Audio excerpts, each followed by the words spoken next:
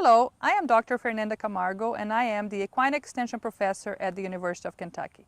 And I also oversee the 4-H horse program in Kentucky. A few months ago, I was invited to judge an FFA competition in which their practicum was to actually how to halter a horse. So I provided a plastic head of a horse and provided the halters, and what I saw were kids coming to put halters on the horse, and not one, but at least 50% of them were trying to do this to the plastic head that I had provided. And many of them were also doing this to the plastic head, and this is actually not the proper way to halter a horse. So I realized then that these kids don't have a video on how to correctly put a halter on a horse.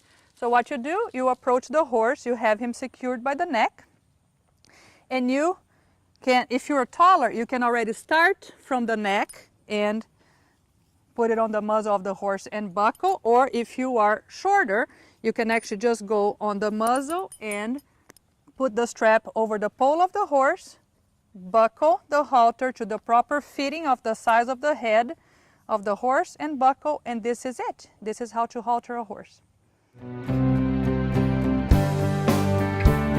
And now we're going to learn how to put a rope halter on a horse. So the way that you do, if your horse has his head level like this, you can just go over his neck and you put it over his muzzle.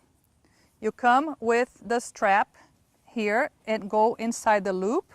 And what I have seen people do is just make the knot on top of the loop, and that is actually not the proper way to do it because the knot can actually slide. What you have to do is include the loop into your knot so your rope halter is tied and it doesn't slide. So this is how you properly put a rope halter on a horse. And now we're going to learn on how to properly put a bridle on a horse. So a lot of people put the bridle in a way that I consider wrong. So what you do, you're going to put the reins over the neck of the horse. And one of the things that I actually like to teach the horse to do is to actually lower his head. So if your horse has been properly trained and is going to respond to pressure, you should apply pressure to his pole and he should actually lower his head. So when the horse lowers his head, I can actually put the bridle in. Generally, I see a lot of people just hitting the teeth of the horse with a bit, and that's not a nice way to put the bridle in.